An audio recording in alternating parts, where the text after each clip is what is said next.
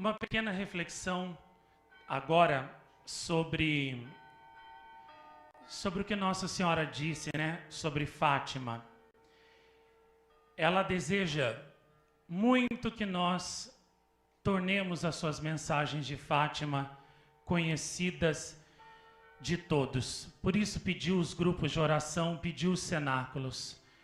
Uma coisa que muita gente confunde é o fato de em Fátima ter um santuário e lá ter missa na capelinha, missa na basílica, missa na outra basílica em forma de bolo, né?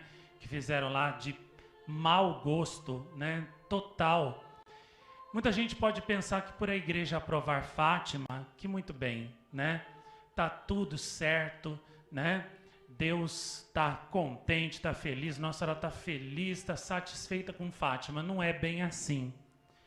O fato de ter ali aquelas missas todas, aquela coisa toda, não significa, né, que Fátima, que a mensagem de Fátima seja difundida, seja divulgada como Nossa Senhora queria, seja obedecida na medida em que Nossa Senhora queria, né? Um exemplo disso é como ela mesma falou, né? A devoção dos 5 primeiros sábados, né? Que é uma parte da mensagem de Fátima, muito esquecida, que a igreja, assim, inclusive, não quis muito fazer. Eu estava lendo recentemente o livro da vida da irmã Lúcia.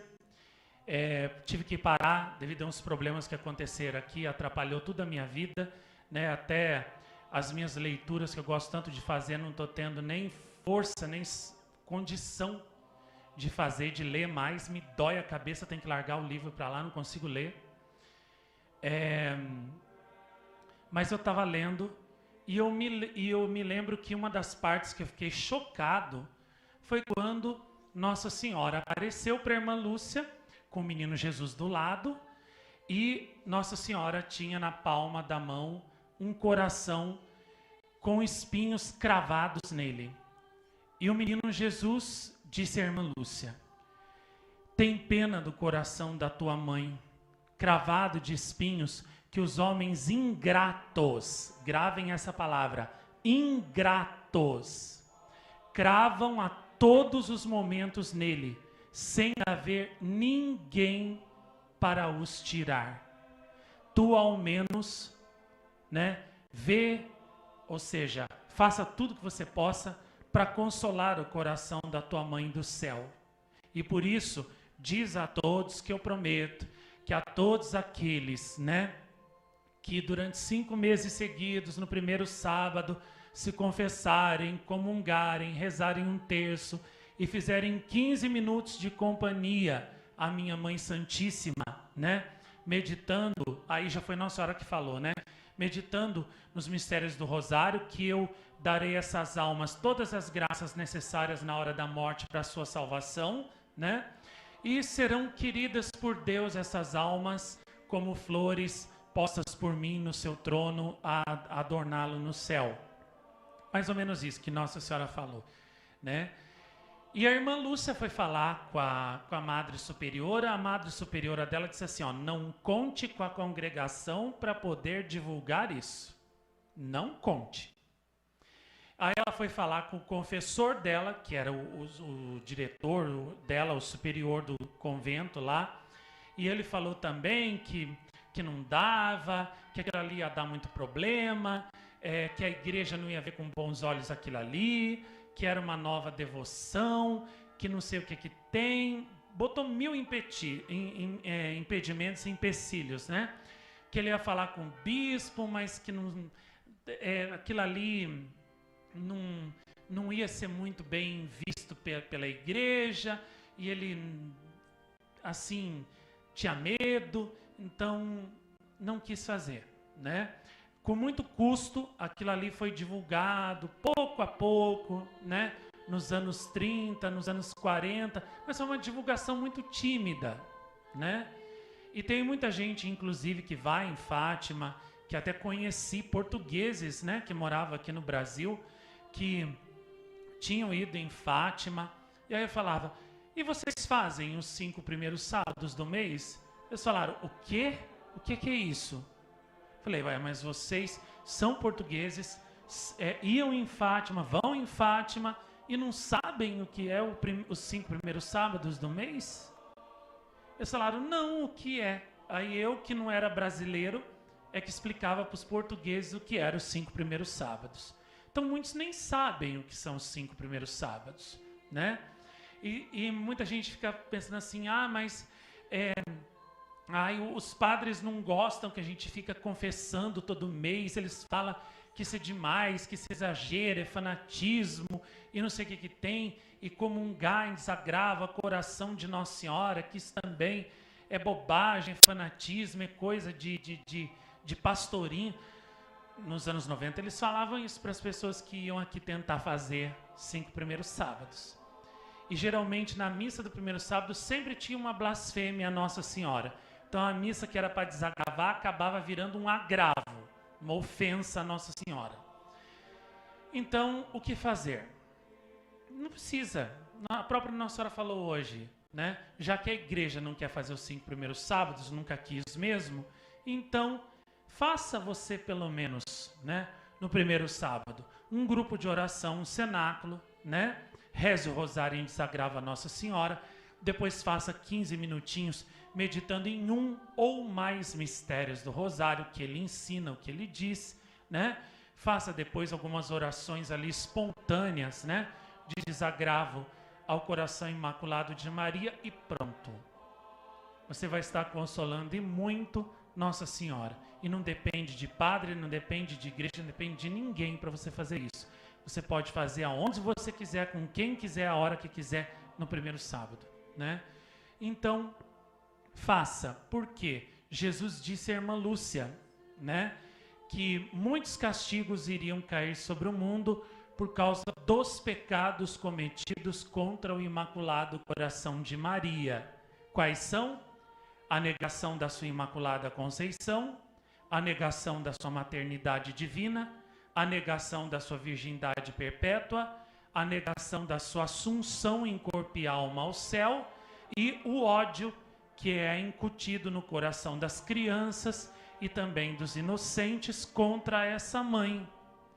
Vocês vão dizer, mas isso aí é puro o que os protestantes fazem. É sim, são os pecados que eles fazem. Mas também muitos católicos. Pois a Jean mesmo não falou para mim que um padre disse para ela que a igreja não acredita na virgindade perpétua de Nossa Senhora.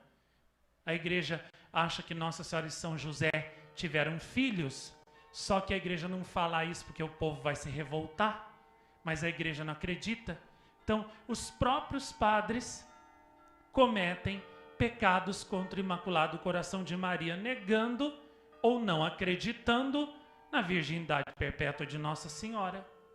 E é por isso que Nossa Senhora pediu a reparação dos 5 primeiros sábados. E Jesus disse à irmã Lúcia, eu me lembro que eu li no livro lá da vida dela, Nossa Senhora que disse, são tantos os pecados que a justiça divina condena por causa dos pecados contra mim cometidos.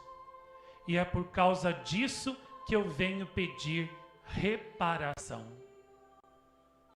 Então, é urgente fazer essa reparação ao Imaculado Coração de Maria. E é urgente também rezarmos pela conversão da Rússia, né? Aquela consagração de 1984, eu estou cansado de falar que ela não foi 100% válida. O padre Gabriele Amort, aquele conhecido, famoso exorcista, né? Que acreditava muito em Fátima, em Medjugorje, e divulgava muito, né, as 2 aparições, e sobretudo Fátima, ele falava muito. Ele disse, ele foi quem preparou a cerimônia de consagração da Rússia no dia 25 de março de 1984. O Papa João Paulo II incumbiu ele de preparar a cerimônia e de mandar, né, o aviso para todos os bispos do mundo consagrarem a Rússia junto com o Papa naquele dia, em união com ele. E ele falou, numa entrevista que eu tenho gravada, muito boa, ele falou que ele estava pertinho do Papa João Paulo II, ajoelhado diante da imagem de Nossa Senhora de Fátima, que foi do Santuário de Fátima para lá, para esse fim, para a consagração. E ele disse que na hora que o Papa começou a rezar a oração de consagração, ele olhou para o Padre Gabriele à morte e olhou para os outros assessores dele, como que a perguntar: falo ou não falo, cito ou não cito a Rússia? O Padre Gabriele fez que sim. Os outros assessores dele, né, diplomáticos, fizeram que não.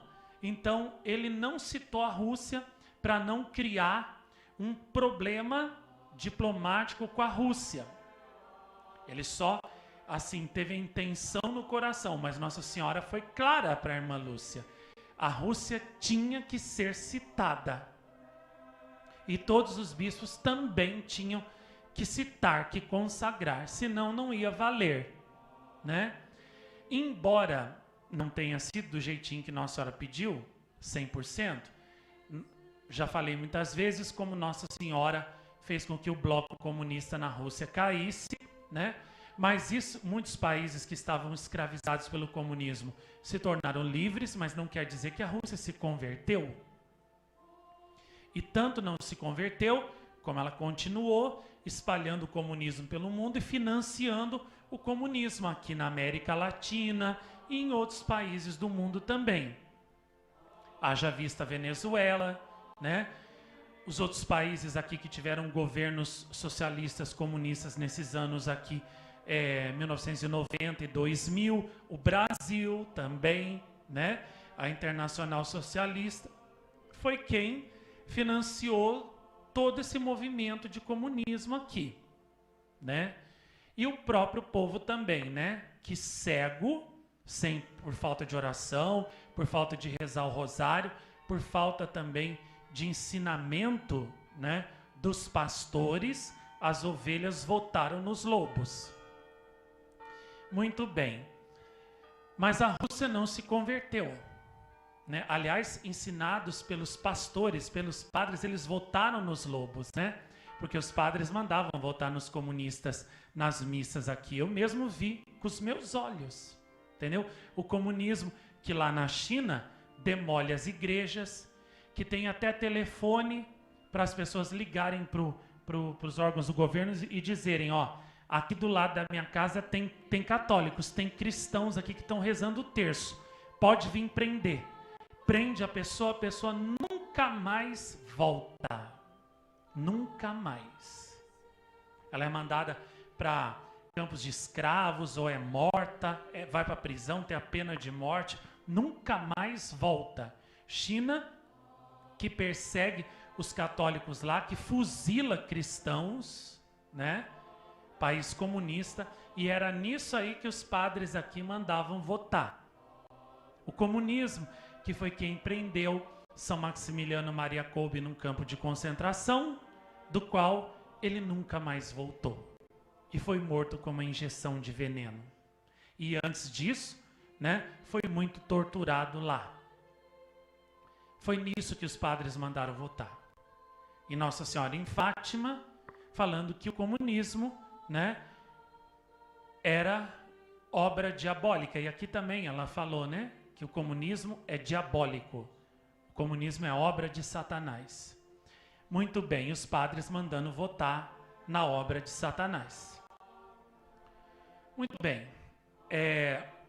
A Rússia não se converteu. Então, significa o quê?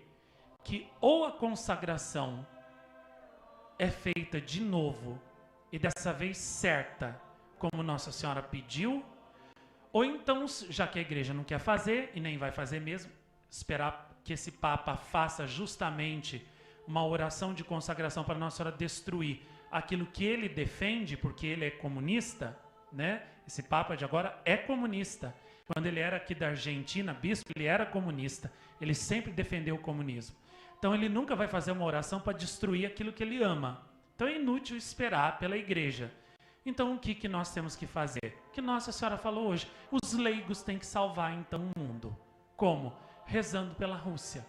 Pela conversão da Rússia. Fazendo grupos de oração só para rezar pela conversão da Rússia. Não é para fazer cenáculo, grupo de oração, para pôr intenções pessoais. É só para rezar pela Rússia. Porque para fazer cenáculo e grupo de oração, para todo mundo ficar ali pondo intenção pessoal, isso todo mundo gosta.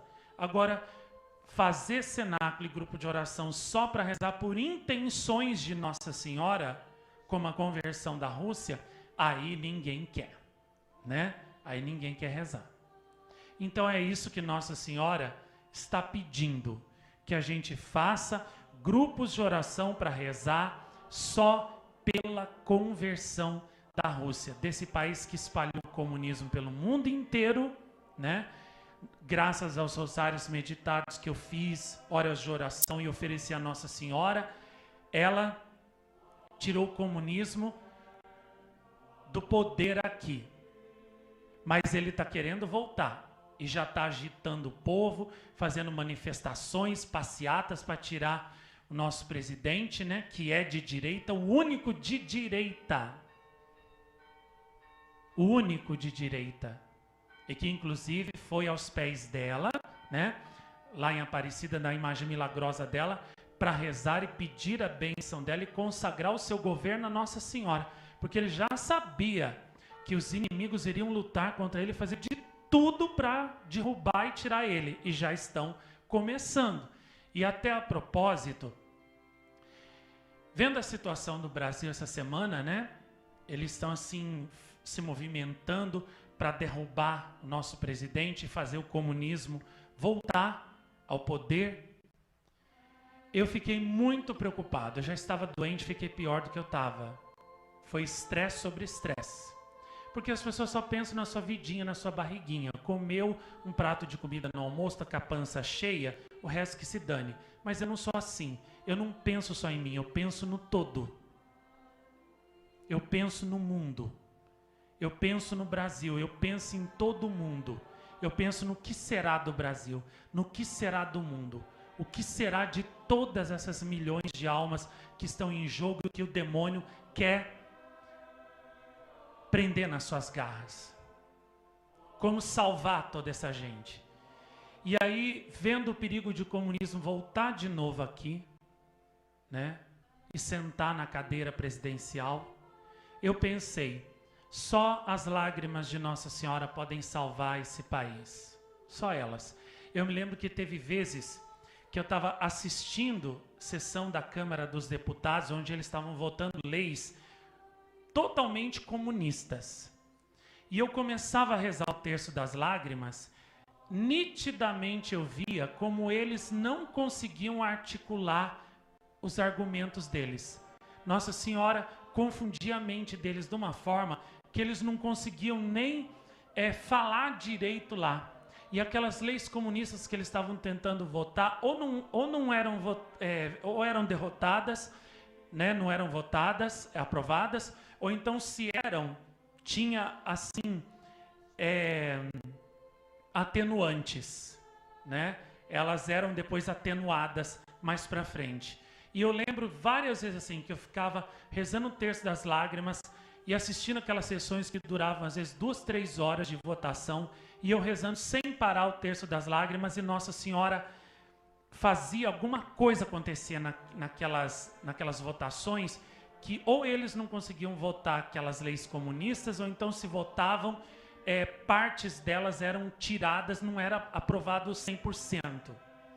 Então eu vi realmente o terço das... Teve uma vez até que Santa Luzia eu vi o poder dela. Falei para Santa Luzia, confunde esse comunista que está falando, esse deputado comunista, e não deixa a fala dele influenciar esses outros aí para eles votarem a favor. Na hora ele ficou todo confuso, ele não conseguia nem falar mais. Não conseguia mais, sabe, expor a tese comunista dele. Então eu via, né, que como a oração realmente é poderosa e como realmente o comunismo só vence nos países aonde o povo não reza pelos que dirigem o país, pelos que governam. Porque os que governam não rezam, né? E se o povo também não reza, aí pronto, aí Satanás ganha tudo mesmo. faz leis comunistas, eles aprovam, vira o reino de Satanás, aquela nação. Então, já que políticos não rezam, ou pelo menos não rezam o rosário, então nós temos que rezar. E aí, então, vendo a situação essa semana, o perigo que corre o Brasil, eu pensei, só as lágrimas de Nossa Senhora podem salvar essa pobre nação que não reza. Então eu pensei, eu vou fazer o seguinte, eu vou propor para todo mundo a seguinte coisa, tipo uma cruzada do Terço das Lágrimas. Mas eu não vou mandar rezar 1 hora de Terço das Lágrimas, porque por 1 hora a mais nas costas do povo que aqui que já reza hora da paz, rosário meditado, hora santa do dia, tem trezena, tem setena para rezar, tem aqueles outros dias de cerco durante o mês que Nossa Senhora deu. Se eu falar, agora vamos rezar 1 hora de Terço das Lágrimas todo dia pelo Brasil. Eu sei que as pessoas só vão rezar uma semana e depois vão desanimar, porque não vão dar conta. Então, eu não exijo isso. A única coisa que eu quero pedir é que rezem 1/3 das lágrimas só por dia pelo nosso presidente Bolsonaro, que é o único de direita nesse país, né? E para que Nossa Senhora não deixe a esquerda, o comunismo voltar. Só 1/3 das lágrimas. E não precisa ser meditado. Pode ser sequinho mesmo, tá? 5 minutos você reza. Só que se você for perseverante nisso, eu tenho certeza que Nossa Senhora vai ajudar o nosso presidente Bolsonaro e não vai deixar a esquerda, o comunismo voltar. Porque se voltar, vai acontecer aquilo que Nossa Senhora falou. Os católicos, os cristãos vão ser perseguidos, as igrejas vão ser fechadas, entendeu? Todo mundo vai perder suas propriedades, seus filhos também vão ser perdidos, porque eles vão começar a ser doutrinados na escola pelo comunismo e vão passar a ter aula também, né, de educação sexual a partir dos 6 anos de idade, e você vai perder seus filhos. Então, é tudo ou nada. É viver ou morrer. É ganhar ou perder o Brasil. Então eu só peço isso, que vocês rezem 1/3 só das lágrimas por dia, na hora que vocês quiserem e puderem, pelo nosso presidente e para que Nossa Senhora não deixe o comunismo voltar à presidência, porque se voltar, a gente vai virar Venezuela, a gente vai virar Nova Rússia, como Nossa Senhora diz tantas vezes em Erechim, em outras aparições aqui também. Então, só isso que eu peço, né? E rezem também pelos planos de Nossa Senhora, né? Rezem pelas obras dela, porque eu vejo assim que em todos os lugares das aparições de Nossa Senhora estão com problemas grandes e graves. Os videntes estão também, né, com muitos problemas de saúde. A Miriana, outros videntes também, a Mirna Nazur, lá do Líbano, outros videntes também que ainda estão vivos, estão com muitos problemas, muitos sofrimentos, né? E sobretudo, o maior sofrimento de todos, para videntes que são bons, que é o da ingratidão. Eu estou falando dos videntes que trabalham duro por Nossa Senhora e pelas almas, né?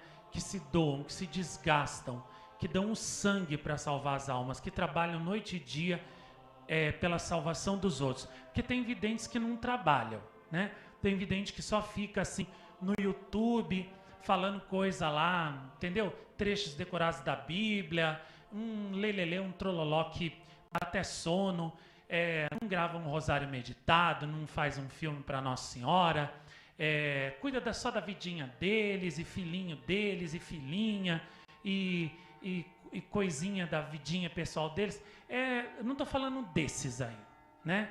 Que só fica viajando e dando palestrinha aqui e ali, falando, né, umas coisas assim.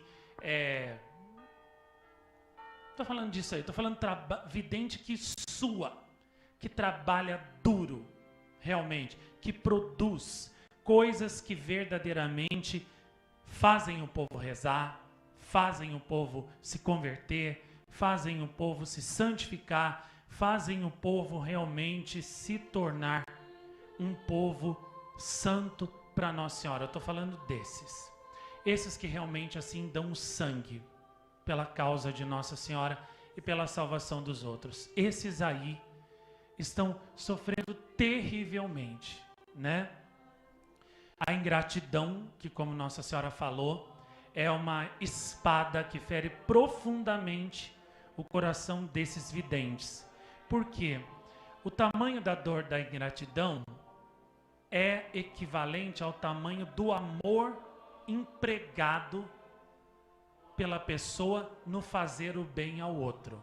Então, exemplo, quanto mais você trabalha para criar os seus filhos, quanto mais você se doa para criar os seus filhos, quanto mais você se arrebenta de trabalhar para cuidar dos seus filhos, mais amor você dá a eles, você oferece a eles. E se eles depois cometem uma ingratidão com você e não reconhecem nada que você faz por eles, quanto maior for o grau de amor com o qual você se doou por eles, que você se arrebentou de trabalhar por eles, maior também será o grau da dor da ingratidão causada. É sempre assim. O grau da dor é igual ao grau do amor. Quanto mais você por um amigo, você faz tudo por um amigo, você se doa, você se sacrifica, você se arrebenta de trabalhar por ele, né? Faz de tudo para ajudá-lo. E essa pessoa não reconhece o que você faz e ainda paga todo o bem que você faz, né? Com ingratidão, com desaforos, maior é a dor causada no seu coração. Tenho certeza que todos já passaram por isso na vida. Se não passaram, pode se preparar, porque vai passar. E é justamente isso que acontece com muitos videntes. Os videntes que se doam, que dão sangue, que trabalham, que lutam para salvar os outros. Quanto maior é o amor que eles empregam no ajudar os outros, no salvar os outros, no viver para os outros, né? Maior é a dor quando a ingratidão é recebida, é dada a eles, é feita a eles. Vejam, os videntes bons não querem que ninguém pegue eles e coloque eles num trono, que nem aqueles papas, né? Até Pio XII lá, que colocava naquele trono e saíam carregando eles assim no meio do povo lá no Vaticano. Os videntes bons não querem que ninguém faça isso com eles. Não é preciso. Eles só querem uma coisa só: respeito, porque o respeito é fruto do amor. Só isso. Respeito e que a pessoa veja tudo que eles fazem e dê valor a isso. Como? Pensando como essa pessoa trabalha por mim, como essa pessoa se sacrifica por mim, como essa pessoa se doa por mim. Isso é amor, amor de verdade, é amor de Nossa Senhora, que eu devo corresponder com todo o meu coração e com todas as minhas forças, amando também com o mesmo grau de amor. Sendo grato, agradecido, valorizando isso e não trocando isso por nada, por nenhuma outra coisa. Isso é gratidão. Vejam que Jesus curou tanta gente que os próprios apóstolos disseram: se fosse escrever tudo que Jesus fez, todos que ele curou, o mundo não ia conter os livros, tanto livro que ia se escrever. E no entanto, quando ele estava lá na cruz, no Calvário, todos esses que ele curou, todos que ele salvou, tinham desaparecido. Não ficou ninguém. Só ficou Nossa Senhora. E ela ainda me falou que uma vez, ela ainda me falou uma vez que no meio daquela multidão que gritava crucifica, crucifica, ainda tinha gente ali no meio que tinha sido curada por ele, mas que depois, paga pelos fariseus, gritou crucifica-o também. Então olha para vocês verem o grau da ingratidão a que o ser humano pode chegar, né? Então, realmente, as pessoas que amam são aquelas que mais correm o risco de sofrer a ingratidão do ser humano. E nesse grupo, né, uns dos que mais correm risco disso também são os videntes. Por quê? Porque a vida deles é uma vida em favor dos outros. Nossa Senhora escolhe eles para quê? Para transmitir suas mensagens, para salvar as almas. Pede a eles que rezem pela salvação das almas dos pecadores, que deveriam ir para o fogo, cair no inferno, mas os videntes não deixam, porque eles salvam com as suas orações, sofrimentos, sobretudo, e sacrifícios. Nossa Senhora pede a eles, a muitos deles inclusive, que doem a sua vida, né, como sacrifício vivo pela salvação dos outros. Haja vista, por exemplo, né, a vidente de Poumã, a menorzinha, que agora eu não vou lembrar, acho que é Jeane, que durante a maior parte da sua vida ela passou paralítica numa cama e sempre oferecendo os seus sofrimentos a Nossa Senhora pela conversão dos pecadores. A Marthe Robin também, a mística francesa que tinha os estigmas de Jesus crucificado, né? Que passou a maior parte da cama dela, da vida dela na cama, paralisada, oferecendo seus sofrimentos pela conversão dos pecadores. A Teresa Musco, a própria Santa Rita. Então, essas pessoas são as que mais correm o risco de sofrerem a ingratidão dos seres humanos, porque a vida deles é uma vida doada para os outros. Tudo que eles fazem e sofrem e oferecem é pelo outro, é pela salvação do próximo. E nem sempre esse próximo reconhece isso, né? Dá valor a isso. Então, vocês vejam que o vidente Emanuel Segatacha, de Quiberro, ele sofreu tanta rejeição, tanta perseguição, tanta ingratidão das pessoas, que no final da vida até ele ficou com problemas psicológicos de depressão. Não foi Nossa Senhora que causou a depressão, não. Foram as pessoas, com a sua ingratidão, com a falta de amor. Não tinha amigos verdadeiros, entendeu? Não tinha carinho, não tinha compreensão de ninguém. Ninguém compreendia o sofrimento do moço, o sofrimento interior dele. E o quanto ele lutava pela conversão de todos, se desdobrava, se sacrificava. Foi até em lugares assim, em países, onde até assim, ele quase foi morto, foi expulso. E por fim ele terminou morrendo mártir, né? Na guerra da Ruanda, em 94. Só que antes de morrer mártir, ele ficou até com problemas psicológicos de depressão. De tanto que ele sofreu ingratidão das pessoas, abandono, traição, até envenenado ele foi. Tentaram matá-lo. Então, isso é uma prova do quanto realmente assim os videntes de Nossa Senhora do nosso tempo sofrem a ingratidão das pessoas, sofrem pela ingratidão, sofrem pela falta de carinho, de amizade, de compreensão, de amor verdadeiro. Não sabem compreender os sofrimentos dos videntes, não sabem ser amigos e ajudar eles a levarem a cruz sem virar outra cruz em cima da cruz que eles já têm que carregar.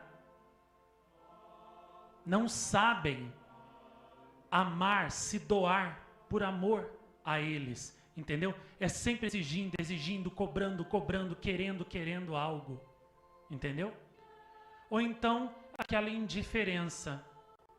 Que importa tudo que ele fez por mim? Que importa o que esse vidente ou essa vidente sofreu por mim, o que ofereceu por mim, o que faz por mim, se deixou de comer por mim, se passou friagem por mim, se foi perseguido por mim, se foi caluniado por causa de mim para me salvar, fazer as mensagens chegarem até mim e me salvar. Que me importa? Que me importa que ele tenha deixado de comer para que eu coma? Que me importa que ele tenha ficado sem casa para que eu tenha? Que me importa? Não tô nem aí. Entendeu? Não tô nem aí. Azar o dele. Muitos são assim. O que me importa que ele sofra dor física por mim? Que ele ofereça dor de cabeça por mim, que ele sofra dor de cabeça por mim para me salvar do fogo do inferno? Que me importa?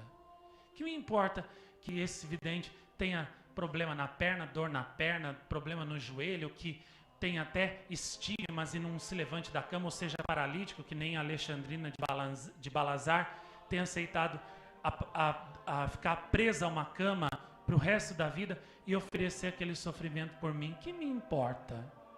Que me importa que seja como uma Marta Robin, uma Teresa Neumann, né?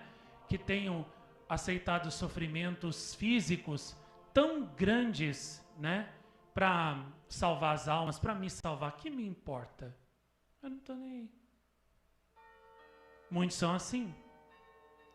E é por isso que os videntes padecem, sofrem pela ingratidão do ser humano.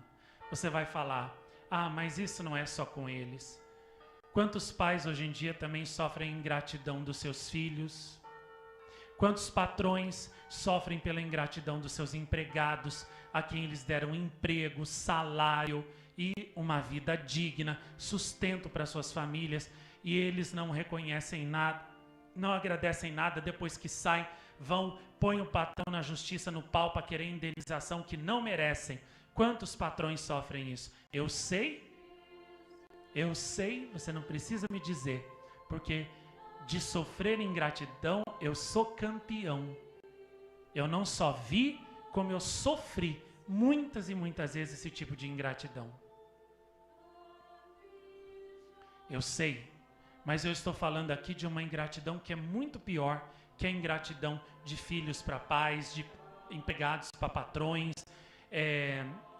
e de simples amigos entre si. Eu estou falando da ingratidão espiritual, que dói muito mais do que a ingratidão física, né? Normal, digamos assim. Por quê? Porque quando se ama com amor sobrenatural, você ama com as potências mais elevadas da alma. Você ama com todo o seu ser. Você ama com um amor que realmente é um amor absoluto. Porque entre amigos, às vezes você ama um amigo, mas você não ama esse amigo, entendeu? Com amor ágape. Você ama ele com um amor comum, tá? Ele é seu amigo, você conversa com ele, você ri com ele, você bate papo com ele, você às vezes se diverte, sai com ele, mas não quer dizer que você dá a sua vida por ele, que você deixa de viver a sua vida para viver por ele, pelo bem dele. Não significa isso. Você continua vivendo a sua vida. E se um dia ele precisar que você dê a sua vida por ele, não quer dizer que você vai dar. Porque muitos, como diz a imitação de Cristo, né, são amigos no tempo da prosperidade, no tempo do sofrimento, caem fora, né? Há amigo que é amigo à mesa, mas não será amigo quando você, né, estiver sofrendo. Então, agora quando você ama com amor ágape, é um amor total, é um amor sobrenatural, é um amor que realmente assim faz você amar com todas as forças do seu ser. Então você deixa de viver a sua vida para viver pelo outro, para existir pelo outro, para trabalhar pelo outro, para se doar pelo outro, para se sacrificar pelo outro, para até sofrer dor física, doença, para que o outro não sofra. Você deixa de comer para que o outro coma, você você fica no frio para que o outro não passe frio, entendeu? Você até deixa de se vestir para vestir o outro. Você deixa de comer o teu pão para que o outro coma o pão. Aí é um amor total, é um amor completo, é um amor absoluto, é um amor ágape.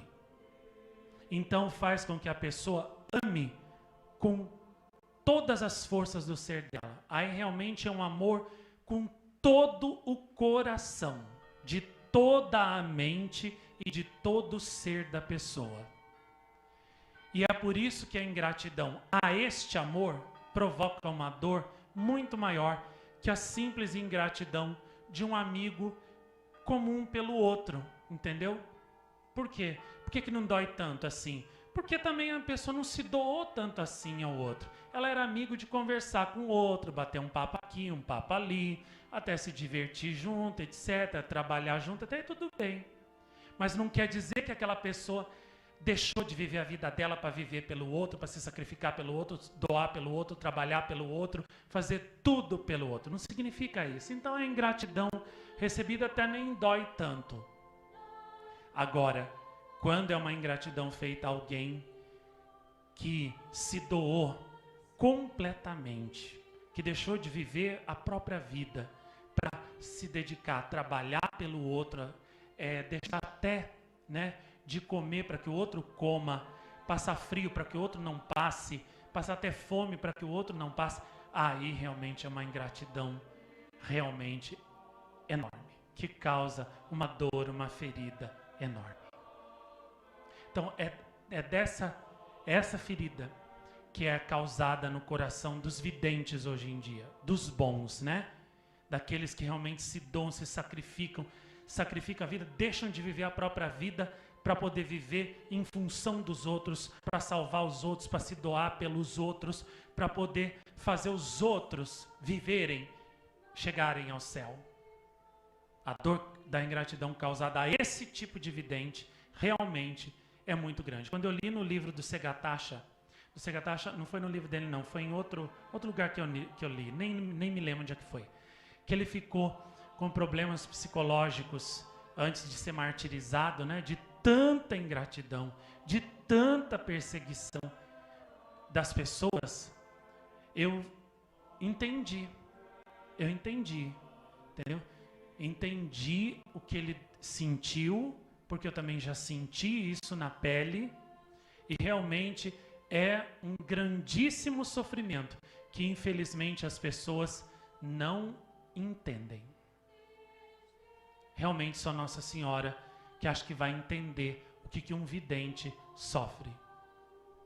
Ou almas muito iluminadas, muito santas, que rezam muito boas também, e que amam muito os videntes, é que são capazes de entender e de sentir o quanto eles sofrem. O restante eu percebo que não entende. É incapaz de entender.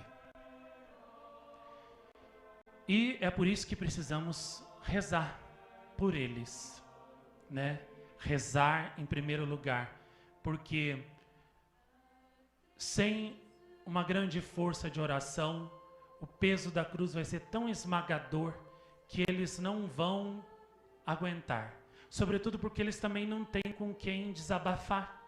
Eles não têm com quem conversar. Porque eles até tentam, mas depois desanimam. Porque veem que as pessoas não conseguem compreender o que eles sentem, o sofrimento deles, então eles até desanimam.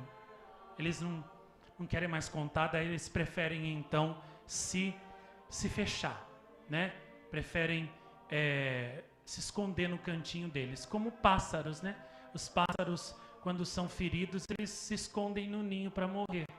É assim que os videntes fazem também. Visto que ninguém entende, nem quer entender, então ele se recolhe, no canto deles. E precisamos então rezar por eles, rezar para que Nossa Senhora possa dar a força e dar também almas boas, que os compreendam, almas que sejam verdadeiramente amigas deles e que sejam aqueles amigos assim, tipo Nossa Senhora era amiga de Jesus, que vai até o fim, até a cruz e sofre junto até o fim tudo que tem que sofrer. Esse tipo de amigo, né? E também rezar para que a gente possa ter a graça de não aumentar a cruz deles. Eu me lembro que nos anos 90, quando veio aqui um grupinho de crianças lá do Paraná, de videntes que viam Nossa Senhora lá em Reserva, eu olhei para aquelas criancinhas e eu pensei assim, falei para Nossa Senhora assim, não sei por que a senhora trouxe essas crianças até mim, mas se a senhora trouxe, e eu acredito que foi a senhora, eu só te peço uma coisa, não me deixe fazer eles sofrerem nunca. Se eu não puder fazer o bem a eles, então também fazer eles sofrerem eu não quero. Se for assim, então, né, até nem deixa a gente se aproximar, se ver de novo. Porque a última coisa que eu quero é fazer uma alma escolhida pela Senhora sofrer. Uma alma eleita, um vidente, sofrer. Se eu não puder ajudar, fazer sofrer também eu não quero. E assim, tudo que eu pude fazer para ajudar, eu fiz, né? Só que daí as coisas na minha vida se complicaram, os sofrimentos, as provações que eu tive aqui, as perseguições de prefeitura, de autoridades, de todo mundo, bandidos também, quase fui morto, umas 5 vezes. Então todas essas provações fizeram com que eu me distanciasse deles, né? Mas enquanto eu tive contato com eles, tudo que eu pude fazer para ajudar, eu fiz para ajudar. A mesma coisa com outros videntes que eu conheci, né? Enquanto eles quiseram ter a minha amizade, eu ajudei, eu fiz tudo que eu podia. Quando não quiseram mais, aí a pessoa não quis, então ela também me desobriga de ajudá-la, né? E vocês vejam até, um caso mais recente aqui, a Jean, né? Quando ela veio, essa minha irmã, essa minha amiga tão querida, eu fiquei pensando, né? Por que será que Nossa Senhora trouxe ela a mim, né? Claro que eu queria muito conhecê-la, a vida inteira eu quis. E pedi isso a Nossa Senhora, mas eu falei, já que Nossa Senhora trouxe ela a mim, então eu falei, minha mãe, eu só quero ajudar essa minha irmã. Eu só quero fazer ela ser feliz e sentir o amor da Senhora. E não me deixe nunca fazer ela sofrer, que se for para fazer ela sofrer, então prefiro que a Senhora, entendeu?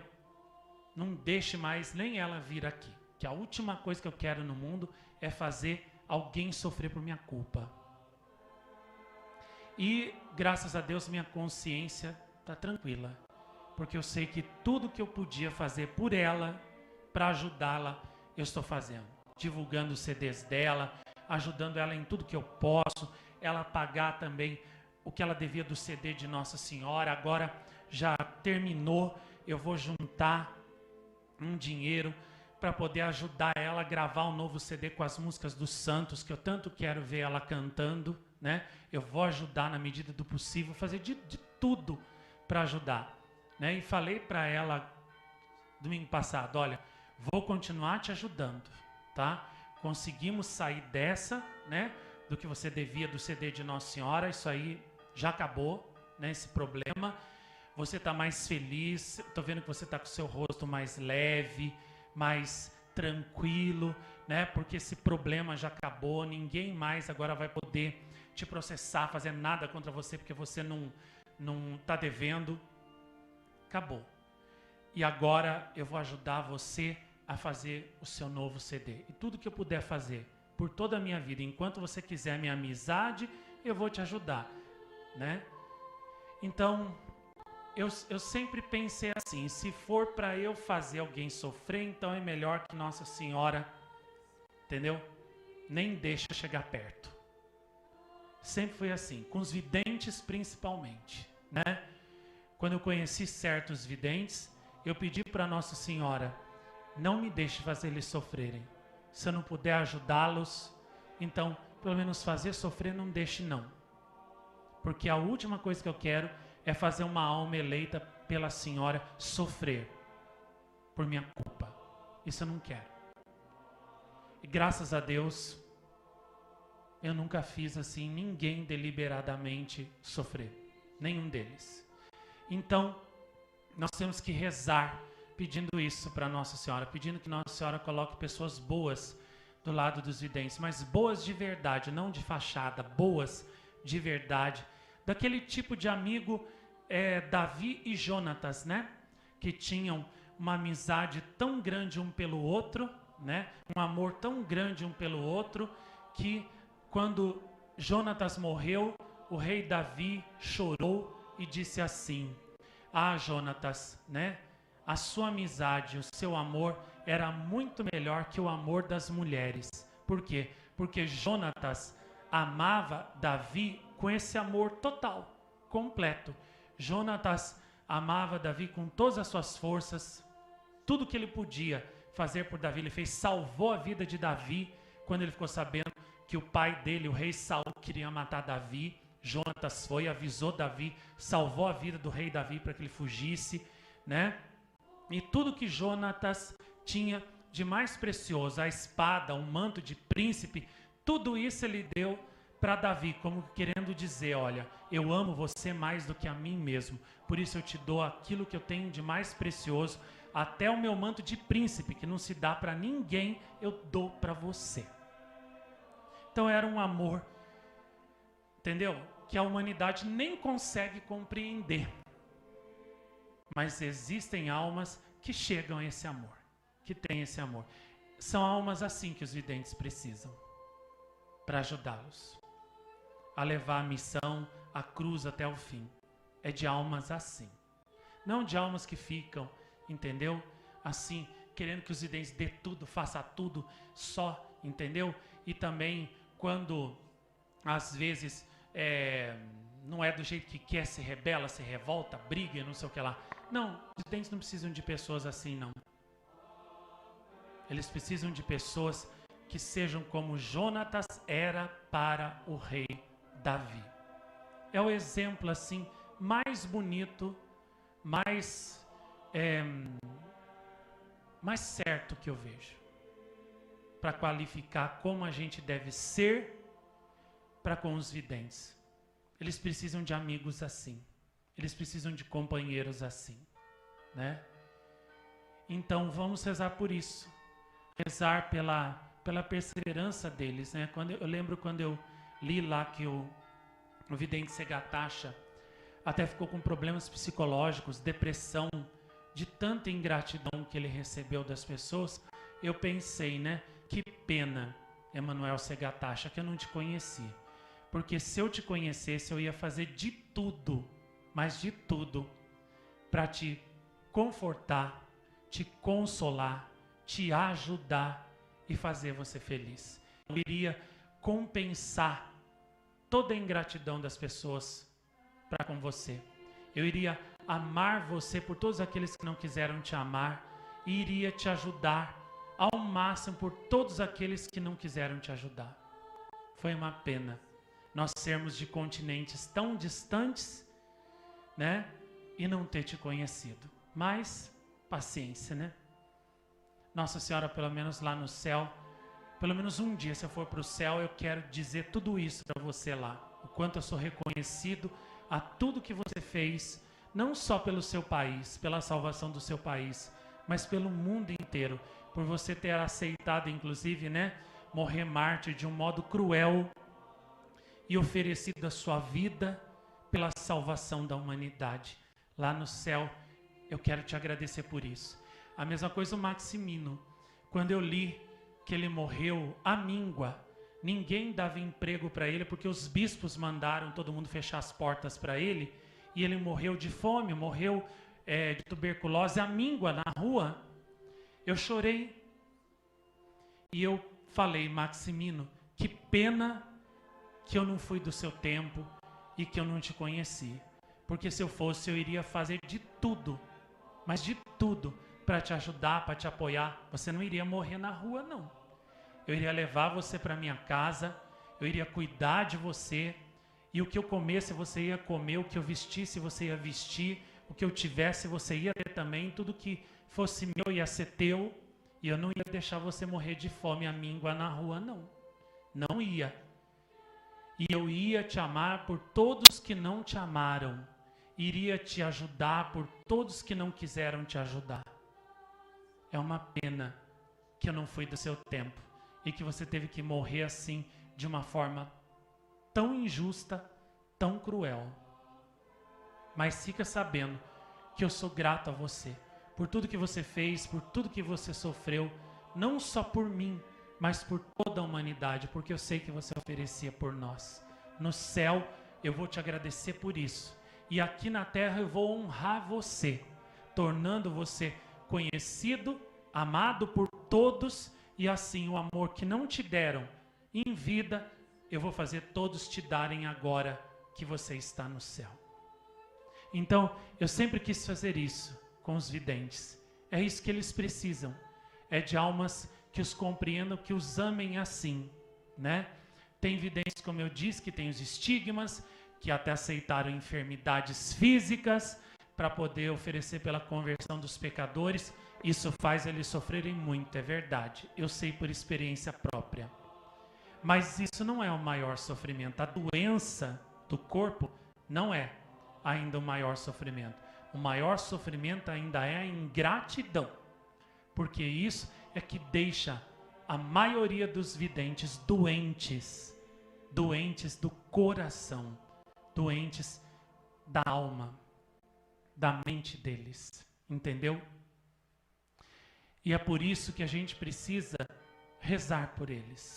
E rezar para que Nossa Senhora coloque pessoas boas, como Jonatas era para Davi, amigos assim para eles, porque é disso que eles precisam.